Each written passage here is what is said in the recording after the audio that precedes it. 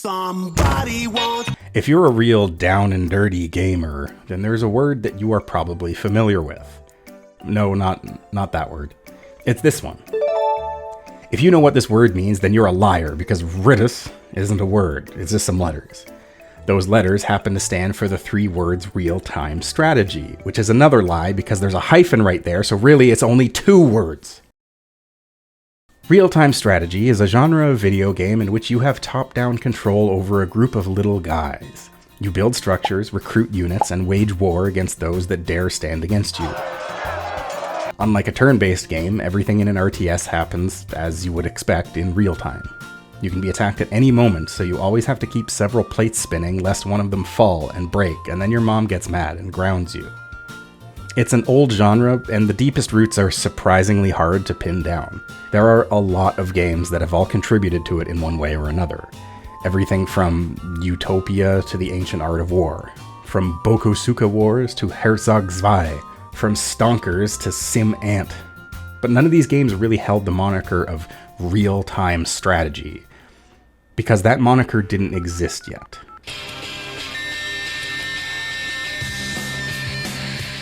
Let's warp back to the early 1990s, where computers were big, boxy, and always beige.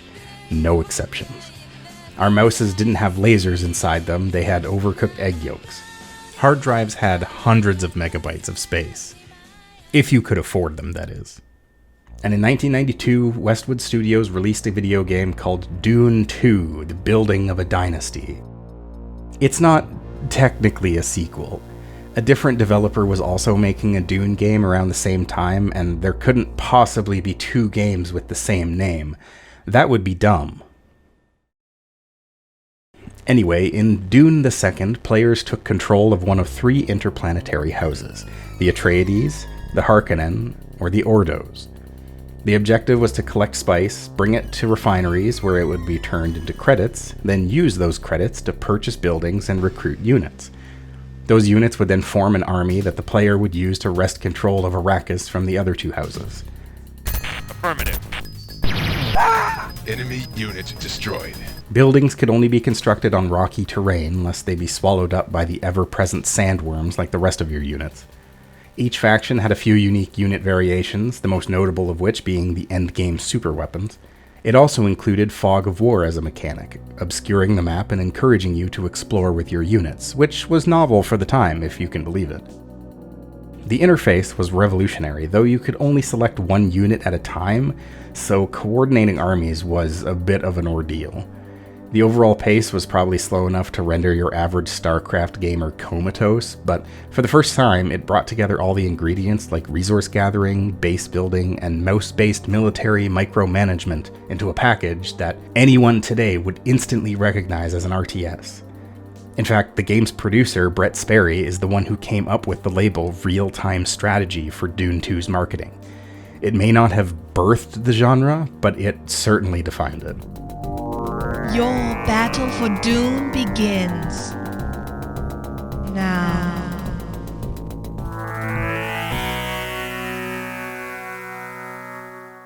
With the success of Dune 2, gamers had a taste of the real time and were hungry for more.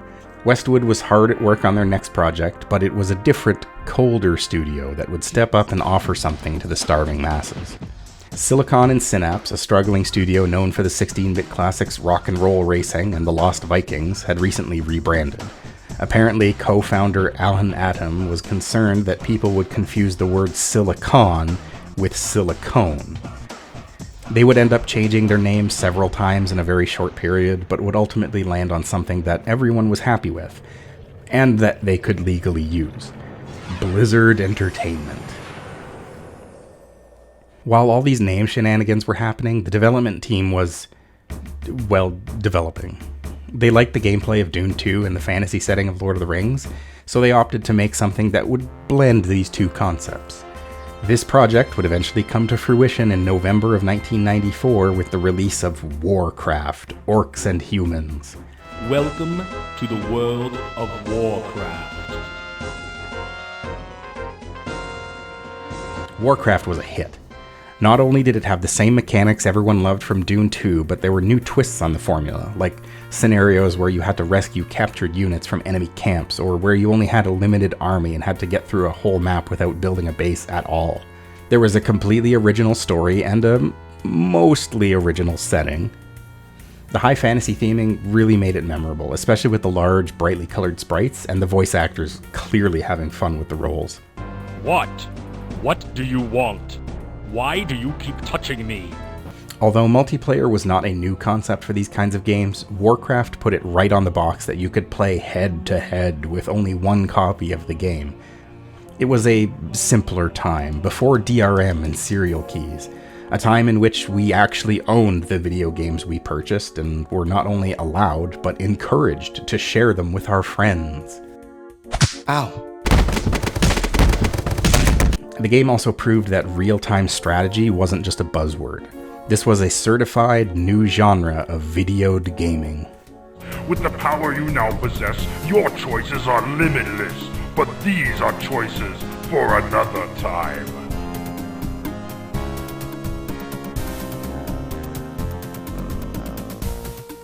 Westwood Studios suddenly realized they had stiff competition, but they had an ace up their sleeve. They spent the last few years working on a follow-up to Dune II, a game that had nothing to do with Dune, though it would share a lot of the mechanical framework from the game. In 1995, they released Command and Conquer.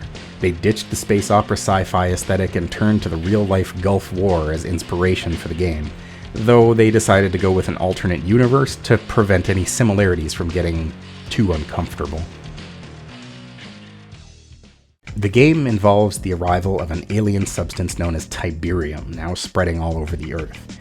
The cult-like Brotherhood of Nod, led by the enigmatic Cain, have used the radioactive but very valuable Tiberium crystals to build a widespread terrorist organization to attack the wealthy nations of the world. In response, the Global Defense Initiative are dispatched to deal with the growing threat. I know you need more deep background, but we're up against it. Whereas Warcraft's factions were largely mirror images of each other with a few minor differences, the GDI and Nod both sported more distinct playstyles. The GDI units had heavier firepower and thicker armor, but Nod had the advantage of mobility and some more unconventional tactics. Units were designed to counter one another, so you were encouraged to have a variety of different types to cover as much as possible. Despite allowing the player to finally select as many units as they wanted at a time, the game still demanded a lot of micromanagement. Explosions would do splash damage, and friendly fire was always on. Flamethrowers could wreak havoc on enemy infantry, but would also light up your own troops like Roman candles. Unit lost. Yes, Unit lost. Oh, and large vehicles like tanks could just roll right over infantry and instantly kill handfuls of them if you weren't careful. The game also took Warcraft's multiplayer count and doubled it. Instead of 1v1ing me bro, you could get up to 4 people to play together on one map. On top of all that, it included full motion video cutscenes, which are honestly pretty decent. I mean, they're still FMVs from the 90s, so the bar isn't that high. Scorsese, this ain't. Oh, is that good or bad? Let me put it this way, Eddie. The possibilities of Tiberium are limitless. All in all, Command & Conquer was a very worthy successor to Dune II, and people loved it. Meanwhile, Blizzard was pretty happy with the response to Warcraft and got to work on a sequel in February of 1995. Only 10 months later, Warcraft II: Tides of Darkness hit the market, and boy did it hit. Everything got improvements. The graphics, the gameplay, the sound, the music. Oh my god, the music. Like, okay, listen to this song from the first game.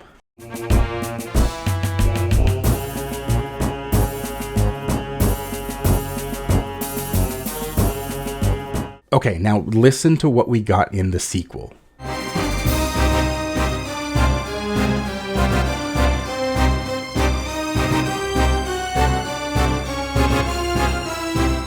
This soundtrack still pops into my head from time to time 30 years later, and I love every second of it.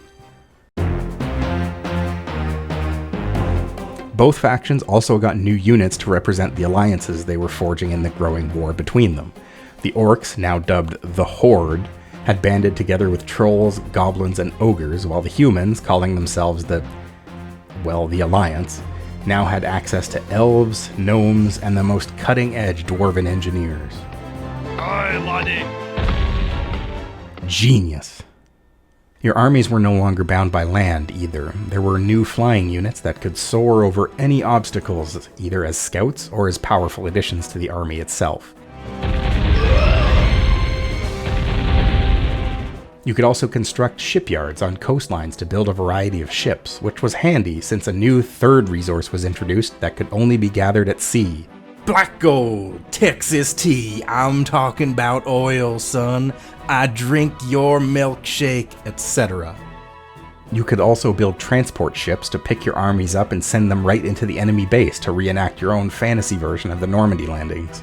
Clear the rim! 30 seconds! It's a juicy opportunity. One man's a waste of ammo. Get the sand out of your weapons. Keep those actions clear. I'll see you on the beach.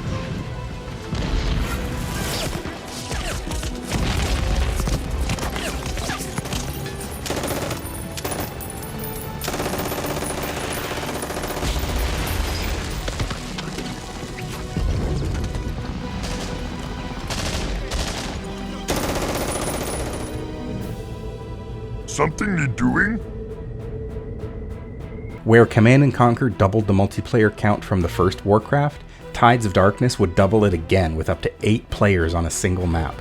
And keep in mind this was before online play was really a mainstream thing, and when most people's internet sounded angry and scary. So 8 people at once in a game like this was kind of mind-blowing.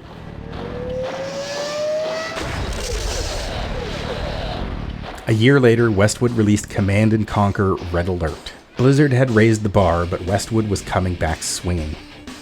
Like the first Command & Conquer, Red Alert takes place in an alternate timeline, but in this case we've moved away from the modern warfare, like Call of Duty, in place of a more historical setting, like Call of Duty. The whole story is basically just an alternate version of World War II, where Einstein went back in time and vaporized Hitler, so Nazi Germany never existed in the first place. The battle for Europe then falls between the Allies and the Soviet Union. It once again used FMV and 3D rendered cutscenes in between each mission to brief the player on the story beats and provide a bit more context as to what was going on. The Soviet briefings were even led by the big man Stalin himself. Put it on the board! As per usual, each of the two factions had its own strengths and weaknesses, though they were almost flipped from the previous game. The Soviets sported stronger vehicles and had a stronger variety of aerial units, but lacked much of a navy. The Allies, on the other hand, are largely the opposite, with cheap, fast units, a much stronger navy, and some other methods of subterfuge. Yes, sir. Moving out. Affirmative. Affirmative. Yes, sir. Out of there. Let's rock. The resource management in Red Alert also got a bit of a twist as well. The magic rocks from space have not yet arrived in this version of the timeline, so you're forced to mine plain old precious minerals and gemstones to convert into credits. Though you would go about it in the exact same way. You could also use engineers to capture damaged enemy buildings and use them to build their units, which is pretty cool. If conflict erupts, you have permission to take the fight to them. See you in Berlin.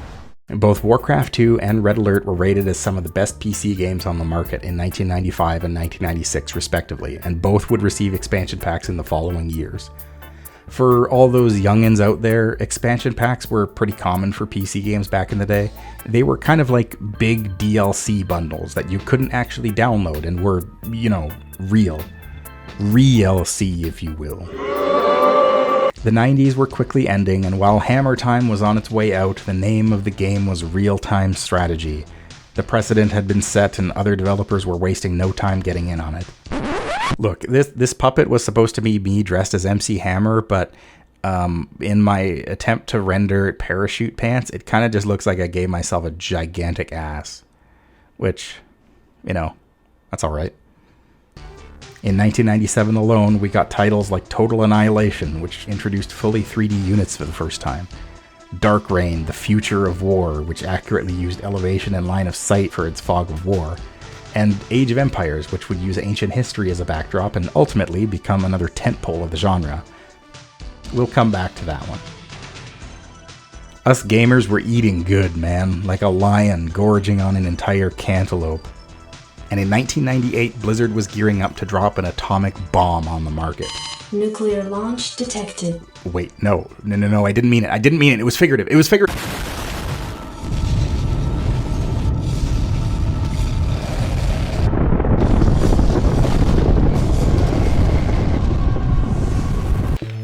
SCV good to go, sir.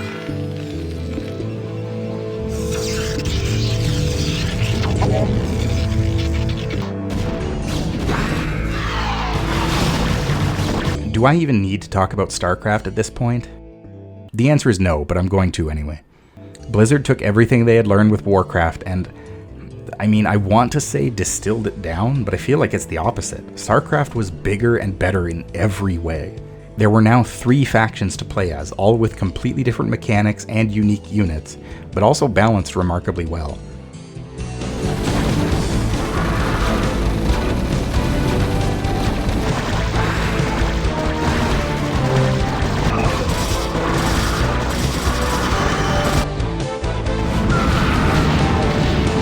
The Terran were your requisite human faction with a lot of flexible and well-rounded units, but more importantly providing a lot of guns and mines and flamethrowers and bombs and missiles, and many of their buildings could also just pick themselves up and fly across the map, which made relocating your base a much less expensive prospect once your main source of minerals and fart gas dry up. The Protoss, your noble and tragic good guy aliens, were a lot more technologically advanced than the other 2 factions, using stuff like psionics and warp technology and laser swords. Their regenerating shields made a lot of their units really hardy, but this also made them expensive. Oh, and they can use carriers to block out the sun and prevent any players from even seeing what the hell is happening. Another one of their downsides is that their buildings couldn't operate unless they were powered by nearby pylons, which makes them big ol' construct additional pylons. Which makes them big ol' shiny targets for an enemy attack. Finally, the Zerg were the bad guy hive mind aliens trying to take over the universe. All their buildings were organic and could only be built on top of the membrane-like creep that extends around them. Their units were cheap, fast, and expendable. The strategy of building the cheapest units you can as early as possible and immediately attacking your enemy before they have a chance to get set up would quickly become known as a Zerg Rush strategy, a term that has become so embedded within our cultural zeitgeist that in 2021, a spokesperson for the Ukrainian president once used it to describe a potential Russian offensive. In real life.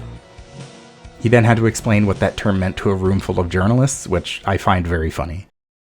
Unlike some of the other RTS games that told the same story from different perspectives depending on which faction you were playing as, StarCraft encouraged you to play as all 3 factions in sequence, each campaign telling a chapter of the same story. And best of all, the story was good.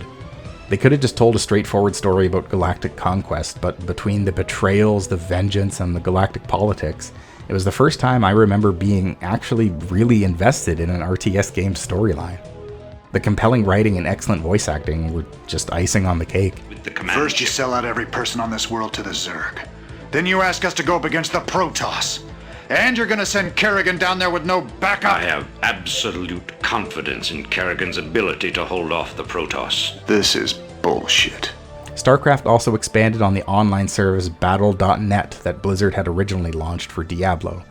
Gone were the days of having to direct IP connect with your friends to play online.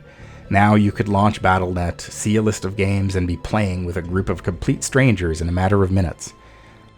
Even if you weren't actively playing, you could still use the chat rooms on Battle.net to meet new people, make new friends, and roleplay as Cardcaptor Sakura characters while watching newly released episodes of the English dub as it was airing on TV. Is that too specific of a reference? Nah, it's probably fine. Give me something to shoot. By the end of 2001, it had sold more than 4 million units worldwide, half of which were in South Korea alone. Oh yeah, did I not mention that part yet? StarCraft activated Korean gamers like sleeper agents. 진력 한번 해보겠습니다.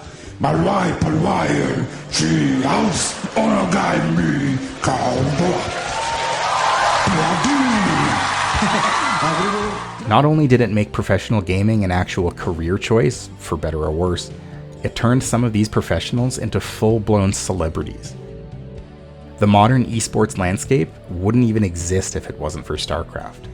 If you want to know more about this kind of thing, Team Liquid has a write-up on their website about the whole history of StarCraft and its relationship with esports. It's honestly a super interesting read, even if you're not really into that whole scene.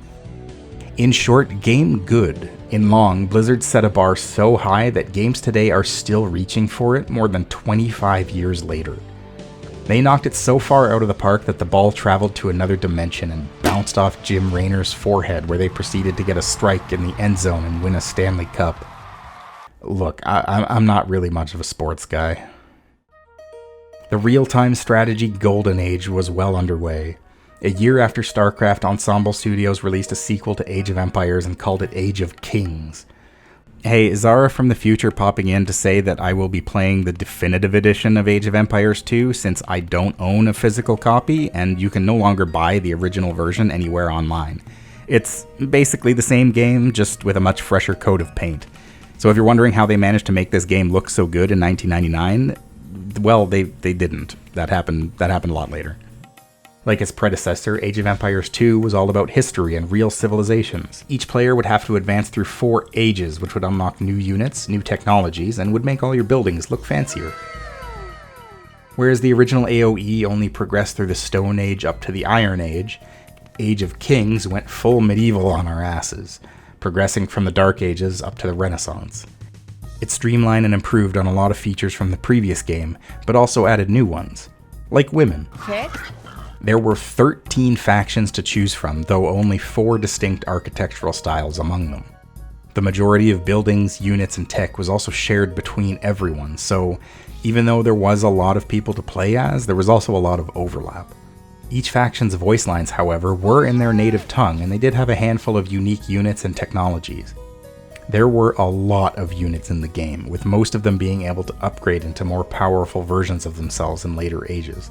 The game did have a rock, paper, scissors system of unit strengths and weaknesses, but with so many different kinds of units, there was a lot of overlap in function as well. It also had monks who could gather relics from around the map to give you a passive gold income, and who could convert enemy units onto your side so they could fight. Age of Empires 2 was a huge success. It got rave reviews and sold 2 million copies worldwide within 3 months. It was on the top 20 sales list for 2.5 years and would go on to heavily influence other games in the genre, like Empire Earth, in which you'd carry a civilization through 500,000 years of human history, from the Stone Age to the Modern Age. LucasArts would also use Age of Kings engine to create Star Wars Galactic Battlegrounds, which asks the question, what if Age of Empires was Star Wars? I actually have a lot to say about this game, but that's a different video. Meanwhile, Homeworld. We got another sci-fi RTS, baby. But this one doesn't care about those boring, stupid, boring ground battles. No, no, no. We're in space now, which means...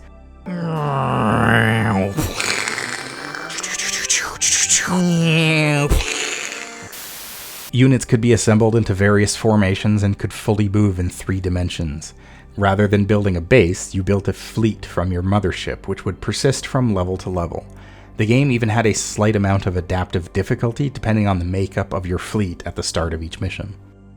The game's controls were appropriately alien compared to your traditional RTS, but were designed specifically to accommodate the gameplay. With the short draw distances and 3D movements, keeping track of things in the heat of battle and responding quickly to enemy attacks could be hard to do. It's also a tad bit buggy on modern systems, which doesn't help things. Why are you guys doing this? You're out of fuel. Why are you just circling the drain? Get in the ship. Putting aside the gameplay, everything else looked and sounded incredible. The music was emotional and haunting, which was appropriate for a game about your entire civilization being nearly wiped out.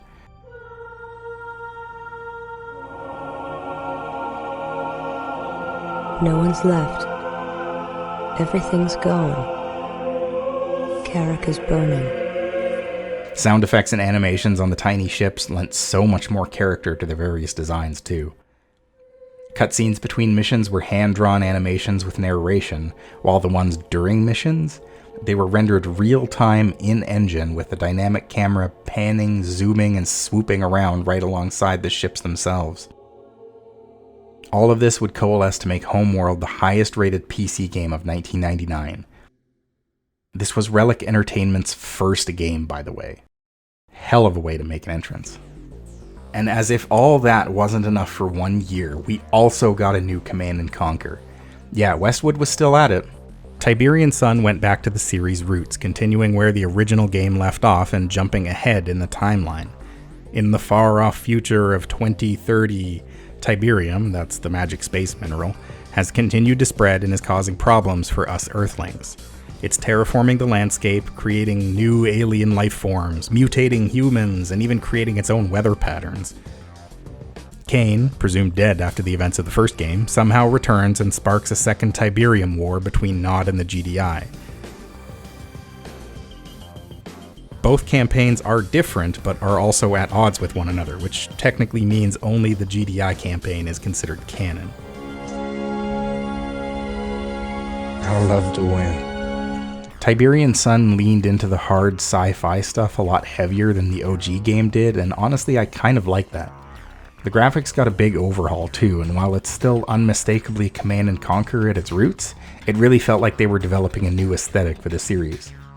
The production values for the FMV cutscenes alone are like night and day compared to the original.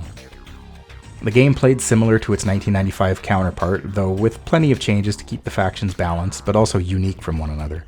The GDI had a lot of strong vehicles and mech suits making up the backbone of their army, including their super weapon being a gigantic walker that could flatten enemy bases on its own as easily as it flattened the infantry it walked over. Yes, sir. You got it. Moving out. Yes, sir. Nod, on the other hand, had gone all Borg on us, with cyborgs taking up positions as basic infantry, but also as their super weapon. Standing by. They got sneakier too, with stealth generators that could turn entire bases invisible and subterranean tanks that could travel underground and ambush enemy patrols. Even the resources got another twist with the introduction of blue Tiberium, which would fetch you even more credits, but would usually be more dangerous to collect. Development on Tiberian Sun was troubled. The game was published by EA after they bought Westwood Studios in 1998, though EA did stay out of the development of it. Still, the game was delayed numerous times and ended up having a lot of features downplayed or outright cut. Some of these features would get included in the expansion pack Firestorm, but there are bugs that still have not been officially patched out to this day. To make matters worse, shooting their FMV cutscenes took place before they had the game's plot mapped out, and since they were using professional actors this time around, like James Earl freaking Jones, it would be too expensive to reshoot, so they were kinda stuck with what they got. Tiberian Sun had a lot to live up to, and despite, all that, it kinda did. Sales were high and reception was positive, but it was released right smack dab in the middle of probably the strongest 2 years that the genre has ever seen. Being pretty good just wasn't good enough. It was nominated for 2 awards by the Academy of Interactive Arts and Sciences, Computer Game of the Year and Computer Strategy Game of the Year, both of which would go to Age of Empires 2. But hey, that's all behind us now. The 90s are over, it's officially the 21st century. Bucket hats, lowrider jeans, and iPods were the coolest things you could possibly wear at any one time. Beyoncé was still a mere child, Destiny's Child. A second George Bush had hit the White House, and RTS games were as popular as they had ever been. 2000 would bring us games like Dark Reign 2, a prequel to the first game that allowed a mind-boggling 32 players at once in its multiplayer mode, Cossacks, which increased unit caps to frankly absurd sizes, and Star Wars Force Commander, which didn't really give us much other than a pretty cool grunge metal version of the Imperial March that I can't play because YouTube is really, really strict about Star Wars music. But if you really want to experience the glorious 10 seconds of that song that I had originally edited in here, feel free to check it out on Patreon, where it is unedited. It would also give us a sequel to Command & Conquer Red Alert, although Westwood Studios wouldn't be at the helm this time, instead only collaborating with Westwood Pacific, who were the lead developers. Mechanically, it was pretty similar to the first Red Alert, although things were streamlined a bit to make the whole experience smoother. Still 2 main factions, Allies and Soviets, 2 campaigns with very different storylines and endings. The Soviets are generally more powerful in the early game with heavy tanks and cheap expendable infantry, but the Allies gain the advantage in the late game with much stronger navy and more advanced units. I realize this may sound reductive, but don't fix what ain't broke, man.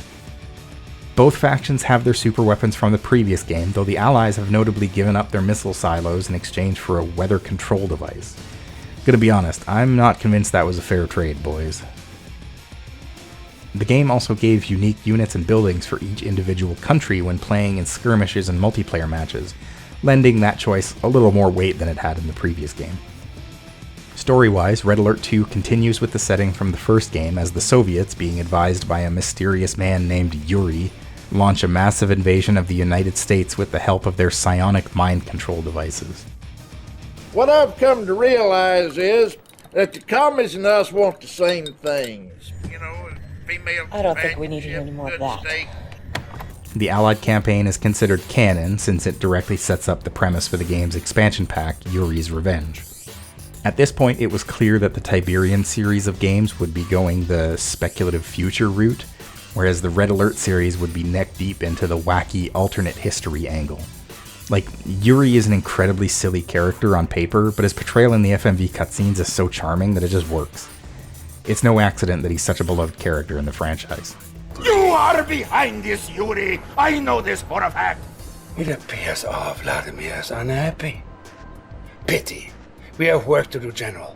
By 2002, 2D graphics were beginning to become passé, so Ensemble Studios made the jump to a fully 3D engine for their next Age installment, Age of Mythology. They took a bit of a departure from the grounded historical roots of their previous games in favor of leaning into the mythology of ancient cultures. Players would choose from one of 3 mythological pantheons, Greek, Egyptian, or Norse, and then choose major and minor gods from that faction that would grant them different upgrades, units, and powers. A lot of various mythological creatures would also find their way into your armies, including minotaurs, centaurs, trolls, sphinxes, and alligators with frickin' laser beams attached to their heads. In true Age of fashion, most of the unit rosters between the factions were similar, but there was probably more variation here than we'd ever seen before.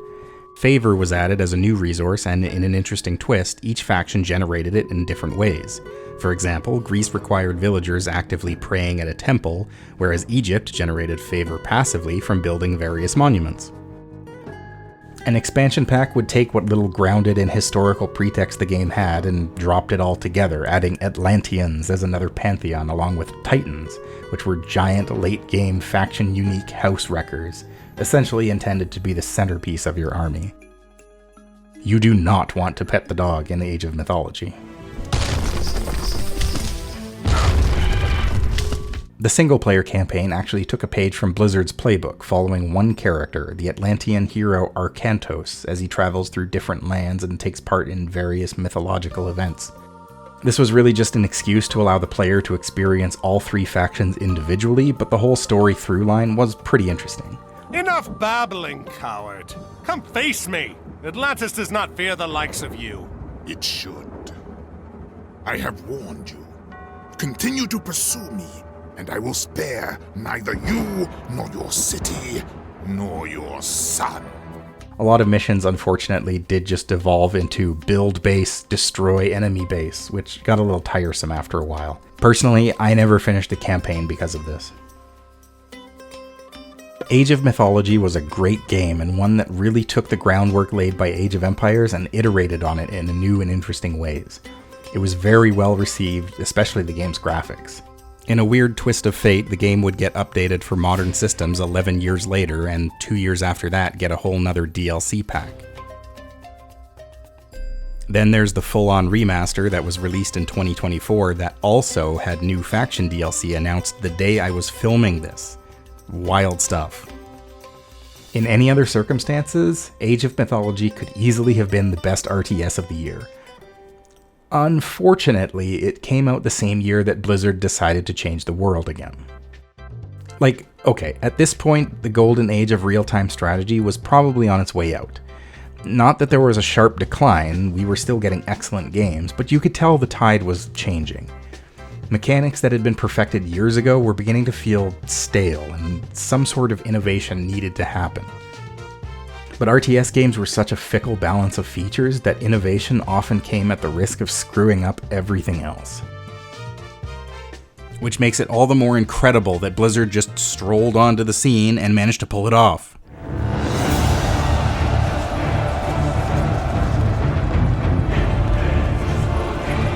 As mortal armies rush blindly towards their doom, the burning shadow comes to consume us all. 7 years since the last installment in the franchise, they decided it was finally time to zug again with Warcraft III: Reign of Chaos. They too had ditched the 2D graphics in favor of a fully 3D engine, but they went all in with it. The game's menus were 3D renders, and unit portraits would actually emote and talk when you issued orders. Well, I can hardly wait. Get on. They also did away with pre- and post-mission briefings altogether. Instead, the game just grabbed hold of your camera and played real-time cutscenes in-engine a la Homeworld. Meanwhile, the pre-rendered cutscenes were unbelievably gorgeous. I mean, Blizzard had always been known for their cinematic work, but this was really some next-level shit. The gameplay would be familiar for any fan of the series, though there were some notable changes. First of all, oil scarcity had hit Lordaeron, and it was removed as a resource, along with almost all the naval units from the previous game. The ships must be burned before the men reach the shore. Isn't that a bit much, lad? Unlike StarCraft, with its population cap at 200, Warcraft III would slash it in half. This made armies feel a lot smaller than they used to, but they would end up being a lot more potent with the addition of hero units. See, Blizzard had been toying with the Warcraft franchise for a while. Shortly after releasing the expansion pack for Warcraft II, they began planning a point-and-click adventure game called Lord of the Clans, which would continue the story by following the life of the Orc warchief Thrall. Dabu, Tagunka Thrall. What? I think I said hello, my name's Thrall. It was ultimately scrapped in 1998 in favor of a project called Warcraft Legends, which was being developed as a role-playing strategy game with a third-person over-the-shoulder control system. There would be relatively few units to command and no base building. They were basically making Brutal Legend before it was even a mere twinkle in Tim Schafer's eyes. This whole concept didn't work out, but they took the framework and built Warcraft 3 on top of it. One of the things that almost certainly came with it was the inclusion of hero characters. Now, this was by no means the first time hero units were a thing in RTS games. StarCraft had many hero units who were integral parts of the story. Howdy, boys. I'm Jim Raynor, marshal of these parts. But the RPG elements that were coupled with these new ones really made them stand out. Hero units would earn experience points and gain levels, where they would learn spells, passive buffs, or other abilities that could turn entire tides of battle if used correctly. They all had inventories as well, allowing them to collect items dropped from enemies or bought from marketplaces. To top it off, they could die and be resurrected from the altar they were recruited at, all with their levels and experience intact. Each faction had a selection of 3 heroes to choose from, 4 in the expansion, each with their own strengths and weaknesses. To prevent just relying on them entirely, you could also only have one of each hero in an average game. They were meant to be commanders of your army, not so much the army itself. The Horde and Alliance would make their return as playable factions with relatively minor changes overall. The Alliance were still well-rounded jack-of-all-trades, whereas the Horde had beefier units but were more expensive. The biggest change to the Horde was in their vibes. Blizzard clearly didn't want them being treated like the bad guys all the time, so they really dove into the more misunderstood and tragic sides of their backstory. The addition of the grandfatherly, minotaur-like Tauren to their ranks also helped smooth their edges, so to speak. One of the new factions was the Night Elves, in which they took the elves from the Alliance and asked, What if it was purple? They were a group of ancient conservationists whose buildings were just big trees that could uproot themselves from the ground and walk around on the map, not unlike the Terran's mobile buildings from StarCraft. Their worker units, Wisps, could harvest lumber without needing to chop the trees down, allowing them to use the woods as natural barriers. They tended to prefer ranged combat, which made a lot of their units squishier, but with the advantage of range and also being able to turn invisible when standing still, you had the chance to set up ambushes or disappear into the fog of war when retreating. Finally, there were the armies of the undead. Like the Zerg, these guys could only build most structures on corrupted land that would extend around them. Their workers, with their delicate hands, couldn't chop wood, so their frontline infantry had to pull double duty. A lot of their units were expendable, but also had ways of extending their lives. Ghouls could eat corpses to regain health, while necromancers could raise the dead for a quick addition to your ranks. They also happily took up the mantle of bad guys, since by the end of the campaign, every other faction was united to defeat them from, destroying the world. This is almost too easy. If I had known that this mortal resistance would be so weak, I would have launched this invasion centuries ago. Blizzard had learned a lot about storytelling from the days of the first Warcraft, when they were literally just making it up on the fly, and with Warcraft III, it showed. There were a lot of memorable characters who would all weave their ways in and out of the story as you progressed across all 4 campaigns. A lot of these characters would end up becoming mainstays of the franchise and are still around in the current version of World of Warcraft. I won't get too deep into the weeds, but it's definitely one of the most compelling stories in an RTS I've ever played. This game got me downright invested in the Warcraft universe, and I will never not be disappointed that every leftover story beat gets resolved in a game that I will probably never play. Warcraft 3 was everything people wanted and more. It was a smash success and got universal acclaim. Within 1 month, it had already sold more than 1 million copies, making it the best-selling PC game up to that point since the last time Blizzard did it with Diablo II. They had created another stellar example of an RTS game, but the fans were about to turn it into something so much more. Up until now, I haven't really been talking much about the stuff fans were creating. Map editors were included in a lot of RTS games as early as Warcraft II, and with the advent of online matchmaking services like Fight.web, it was easier than ever to share your custom content online. By the time Warcraft 3 rolled around, the stage was set for some real creativity. Warcraft 3's world editor was so powerful you could change just about anything you wanted. Entire new game modes could be created. The fans quickly latched onto this and went to work. There were countless custom maps on Battle.net back in those days. I would spend hours immersed in these games back when I was in high school. Balin's Tomb, Uther Party, Helm's Deep, Life of a Peasant, any of the freeform RP maps, and if the stars aligned and everyone had like 4 hours to burn, my absolute favorite map, Ring Wars. But as time went on, there was one game that began to pop up more and more. Back in StarCraft's day, a user by the name of Aeon created a custom map called Aeon of Strife, in which players would take control of a single, powerful hero defending 3 different lanes with defensive towers. When Warcraft 3 came out, a modder named Aeol decided to convert this map into the new engine, improving on the complexity, and called it Defense of the Ancients. Over the next few years, Dota would change hands several times as the modders creating the maps moved on to other things, but the popularity of the game only got bigger. To kind of put things in perspective, when I first started playing on Battle.net, I would open up the active game list, find something within 10 seconds, and be off to the races. A couple years later, I would have to refresh the active game list for minutes on end just to find something, anything that wasn't a variation of Dota. In 2009, Riot Games would release League of Legends, based heavily on the gameplay of Dota and led by Steve Feek, one of the original creators of Dota All-Stars, the most popular version of the game. Riot began referring to the game as a MOBA, a multiplayer online battle arena, and just like Brett Sperry almost 20 years prior, they coined a term for a whole new video game genre. A year later, Valve acquired the IP rights to Dota and announced they were developing a standalone sequel game to the original map, Dota II. Even Blizzard themselves got in on the action with Heroes of the Storm in 2012.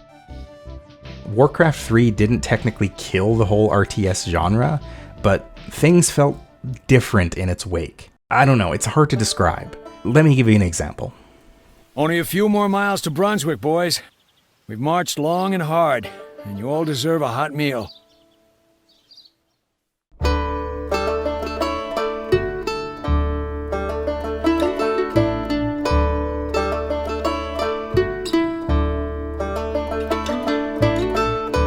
Despite never having played the previous two games at that time, I remember being really hyped for Age of Empires 3 back in 2005. A brand new Age game from Ensemble Studios with a fully 3D engine, a whole new time period, and a physics engine for some reason. This kind of marked the point where classic-style RTS games started sticking to the same script, but focusing on much more realistic graphics. I guess you could call that innovation. Age of Empires 3 jumped the timeline ahead again. From the medieval eras in Age of Kings, we dove deep into colonial territory, all the way up to the Industrial Age. There were 8 civilizations to play as, each with their own strengths and weaknesses, as well as several other factions you would encounter throughout the campaign, including 12 Native American tribes that are non-playable, which is a choice. Admittedly, 3 of them would become playable in the expansion pack. Future Zarah popping in again to... Wait, why does this keep happening with the Age of Empires games? Whatever. I just wanted to point out that with the definitive edition, they actually include a disclaimer explaining how in the original version of the game they kinda done a racism, and since then they have worked with experts in those cultures to help portray things a little less offensively. It was honestly kind of nice to see. Good job, Ensemble Studios. You get a point. By far the biggest change was the addition of a home city, a separate base that could provide you with resources and supplies from afar that could not be attacked by enemy forces. The home cities would grow as you earned XP and had persistent upgrades that would carry across all the games you play.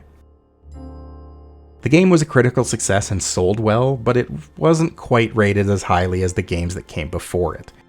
My friends and I were really excited for this game, and I even bought the collector's edition. Look, I still have it. Physical media, baby. But after we played the game for a while, I distinctly remember feeling disappointed somehow. I can't quite put my finger on why, but it just wasn't doing it for us.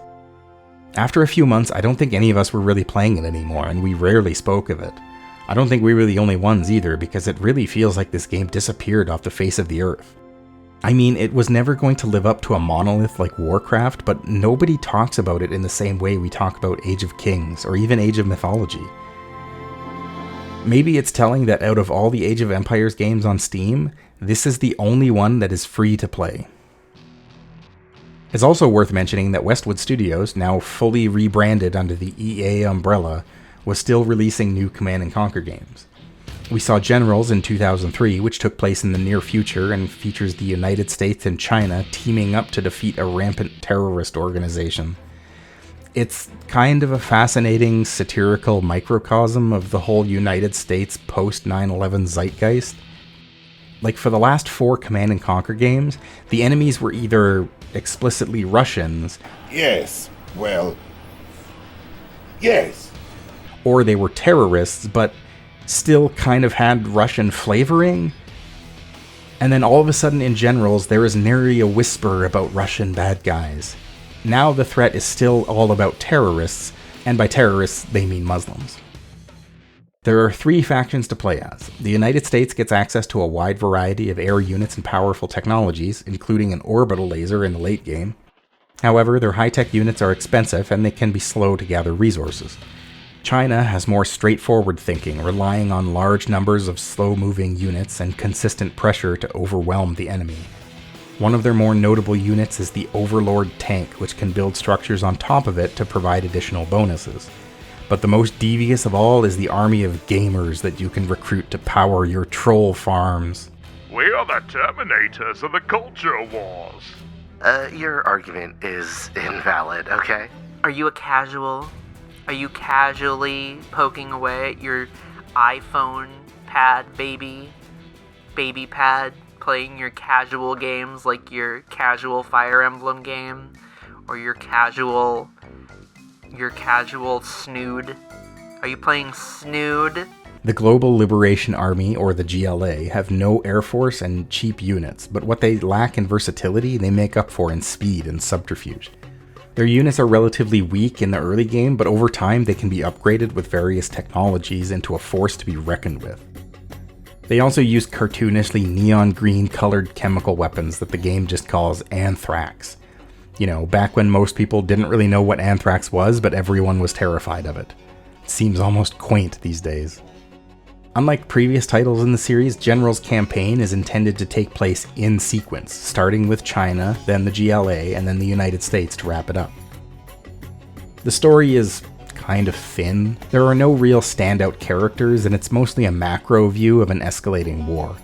The in-game cutscenes are fun, but for the first time, there are no FMV cinematics at all, which is one of the things that kind of defines the series, making their absence a real downgrade.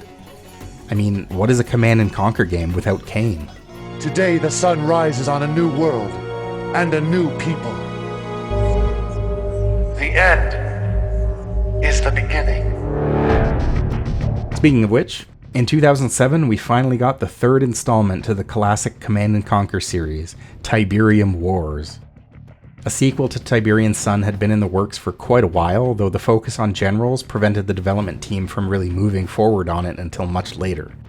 EA also couldn't help themselves EAing all over the place and merging what was left of Westwood Studios in Vegas with EA Los Angeles, splitting a lot of the original Westwood developers. Some of them didn't want to relocate, so they would go on to start Petroglyph Games instead. In Tiberium Wars, the GDI and Nod were back at it again, this time with even more world-threatening weapons. Not that there was a whole lot of the world left to threaten.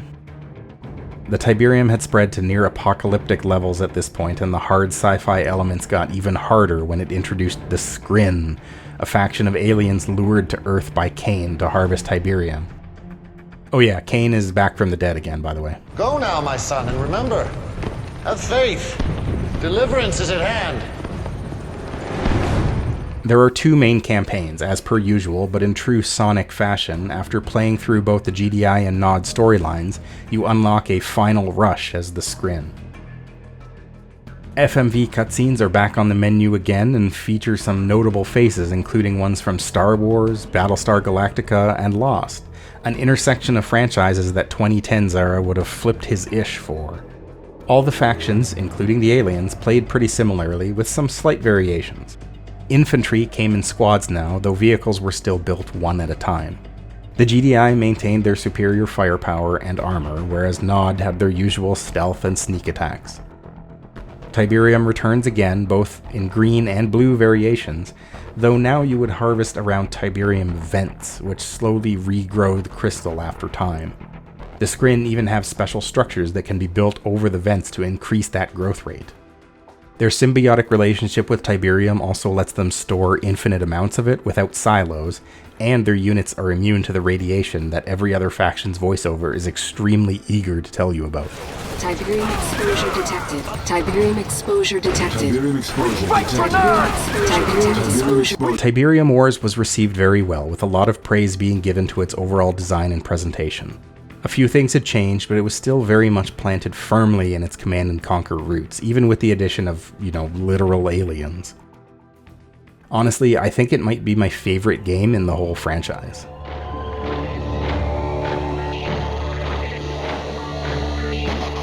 A year later, we would see a third Red Alert as well. Now, Red Alert 2 was definitely a little wacky, but it still managed to take itself seriously when it needed to. Red Alert 3, on the other hand, is about 2 steps away from being outright parody. The Soviets, having gotten their hands on their own chronosphere, travel back in time and vaporize Einstein the same way he did Hitler back when the series first started. Upon returning to the present, they realize that by eliminating Einstein, they have eliminated the existence of nuclear weapons as well. Don't you understand? Without Einstein, there is no nuclear weapons because we have altered the space-time continuum. Oh, who knows what nightmares we have created. Whoops. Oh, and there's a third major faction playing on the world stage now, the Empire of the Rising Sun, who are extremely silly at best and, problematic at worst. The game's design was kind of a mixed bag as well. Each faction had their own overall aesthetic, but most of the game's units and buildings were brightly colored and cartoonish, looking more like big plastic toys than armies of destruction.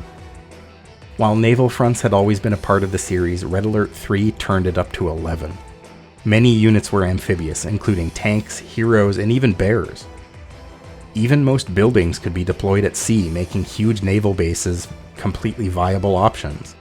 Hell, some of the skirmish maps even have starting points entirely at sea. With this change, however, came others. What are you talking about? Resources were reduced from fields of ore and precious gems to single buildings that you slap your collectors right next to. It was a very low maintenance way of collecting credits, but felt pretty unsatisfying as well.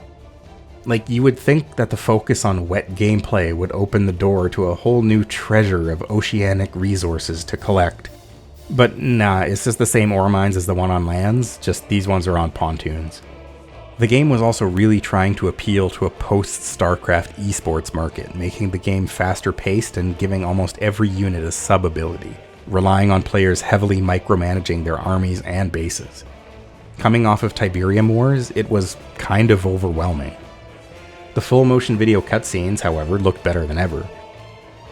Out of the whole franchise, these ones are probably the most well-known, due in no small part to the memes. Space! Featuring Tim Curry, among many others, chewing a veritable buffet of scenery and doing his absolute best not to crack up laughing every time he's on screen. All three of these Command & Conquer games would perform well and eventually get expansion packs, but none of them were particularly mind-blowing. Red Alert 3 in particular ended up alienating a lot of fans who felt the tone had gone off the rails at this point and just wasn't the same kind of game they had played in the past. Still, these games knew what they needed to do and they did it well, even if some of the mechanics were getting a little stale. The same could not be said for the next installment. See, well-established game mechanics were getting pretty shook up around this time. Squad-based tactics with a focus on control points rather than resource collecting had gained popularity. Titles like Warhammer 40k Dawn of War, Company of Heroes, Lord of the Rings Battle for Middle-earth, and Star Wars Empire at War all use this concept. Don't get me wrong, they're all great games, but they kind of exist in a separate part of my brain as the other classic RTS titles of the past. Which leads me to Command & Conquer 4.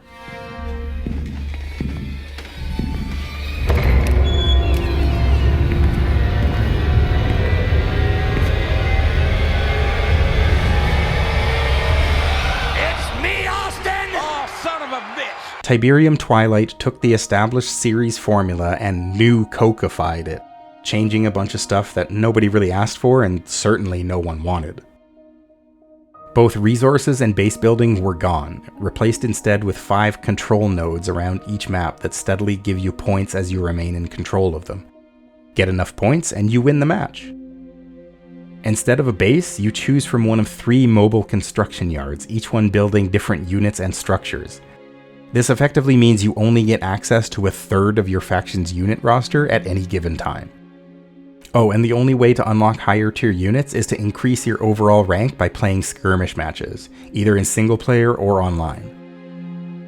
And that player rank, yeah, it's faction dependent too.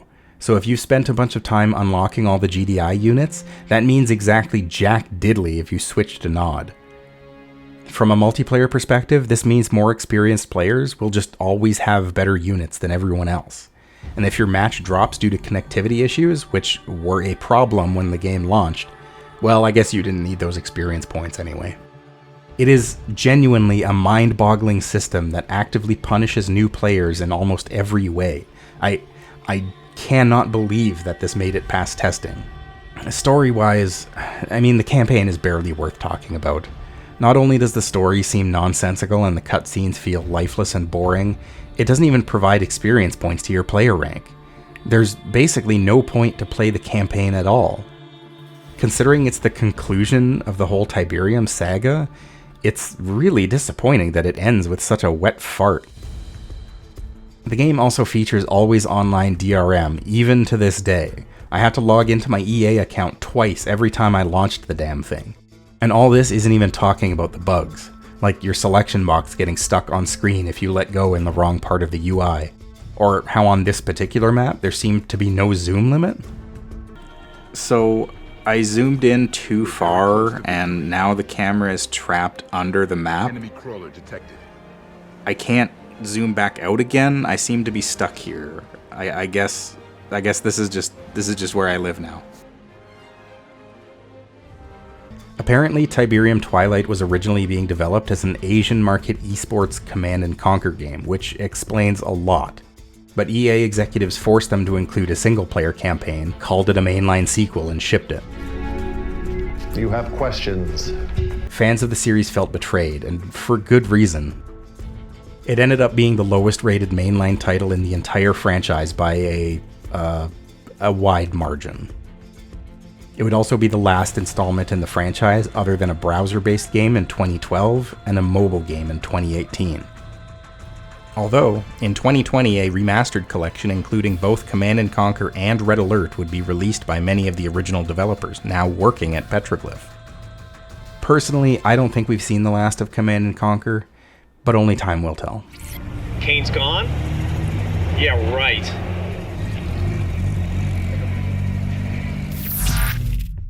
With the rise of mobile gaming in the 2010s, the RTS genre would shift in yet another direction and merge with idle games to create mobile strategy games like Clash of Clans. That is all I will be saying about Clash of Clans.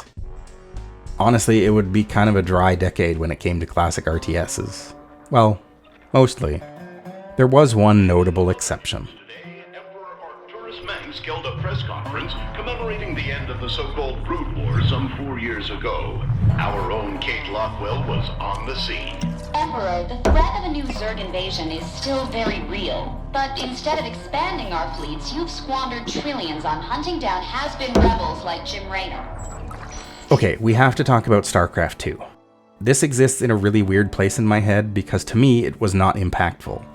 But I was also kind of out of the RTS scene when it was released. Like, I know Wings of Liberty came out in 2010, but if you asked me when the other ones came out, I would have no idea. Hell, I didn't even know there was a third expansion pack until I was writing this script. In my mind, StarCraft II was not an important RTS. Turns out I am stupid and wrong.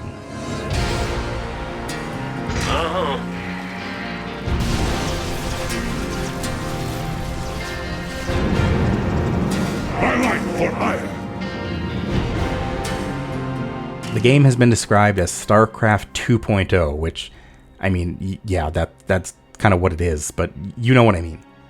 The original game was so important to the esports landscape that Blizzard knew they couldn't mess with the formula too much at the risk of torpedoing their own success. As a result, StarCraft II was built specifically for the multiplayer scene, with special care being given to the back-end online systems like ladder rankings and matchmaking.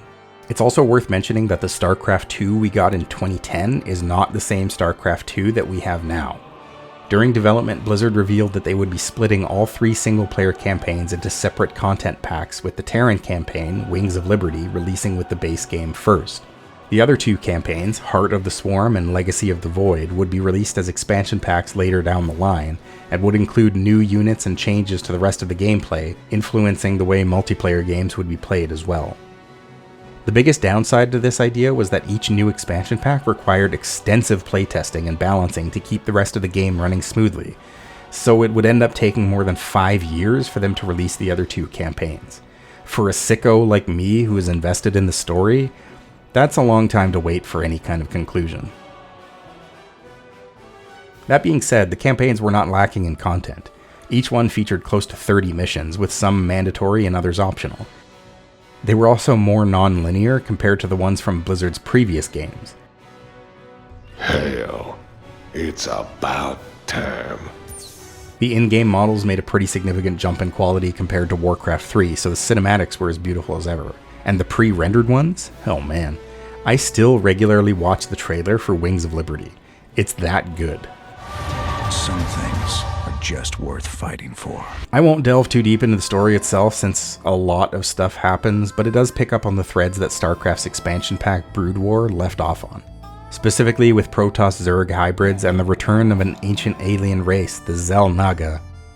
It's actually a pretty interesting story overall, involving just about all the old characters we know and love, including some that were definitely dead the first time around. Wings of Liberty ended up being one of the highest rated RTS games ever released and was hugely popular, selling nearly 2 million copies in 48 hours.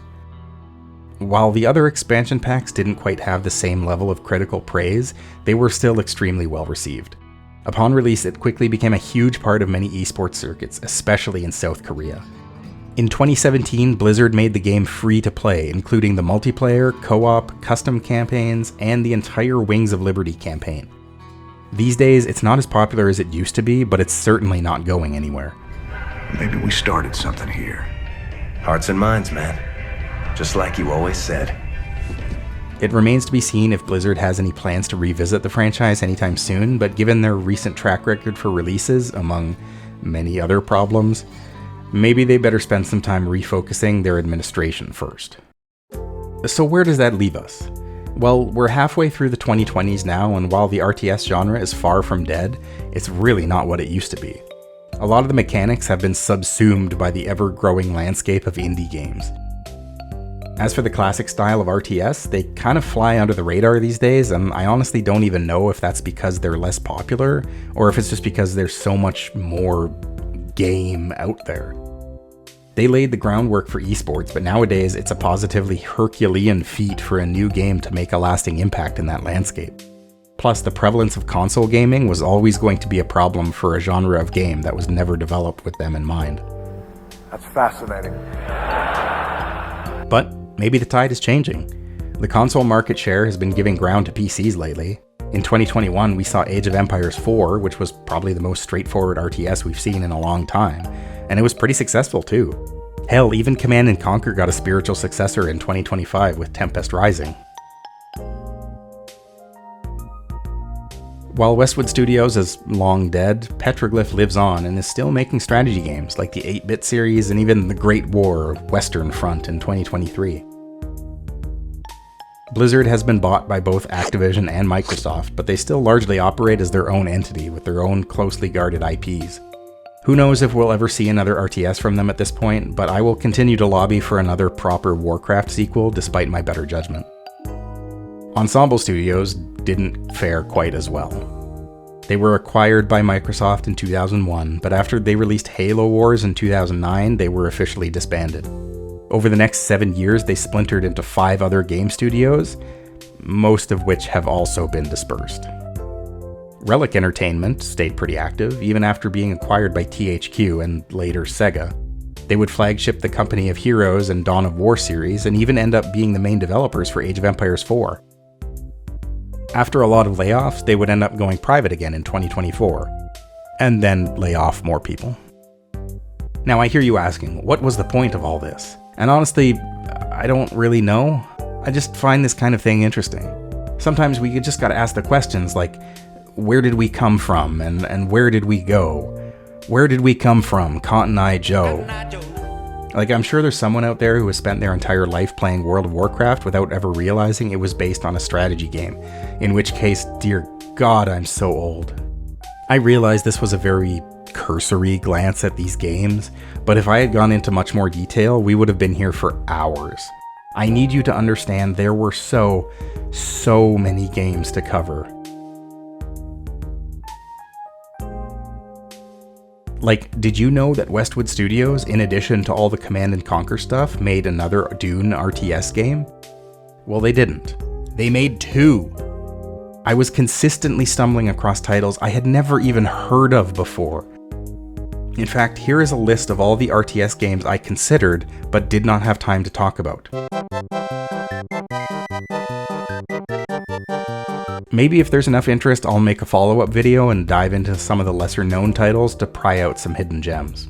I guess what I'm really trying to get at here is the whole history of video games is a long and complex ladder, with each and every step representing the developers who crafted these games to the die-hard fans who played them and ultimately turned them into whole new experiences. The fact is, if you want to blame anyone for the existence of League of Legends, ultimately, you have to blame all of us. Alternatively, you could blame Frank Herbert, creator of Dune. It's all his fault.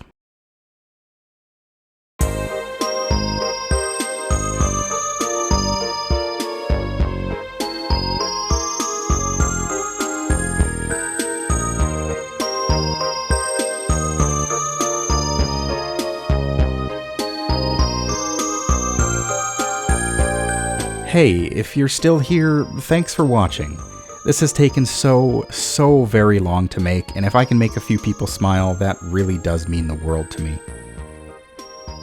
I want to throw out a special thanks to Noodle, who pretty clearly inspired the whole framing device. If you like my video, you should definitely go check out his channel. I genuinely think he is one of the funniest people on YouTube. I would also really like to keep making more of these videos, and the best way for me to do that is for you to help support the channel. I have a Patreon, a link should be in the description below. Not a lot of stuff on there at the moment, but I plan on posting some extra stuff, early releases, things like that. So head on over there if you are interested. Anyway, like, comment, subscribe, call to action, etc.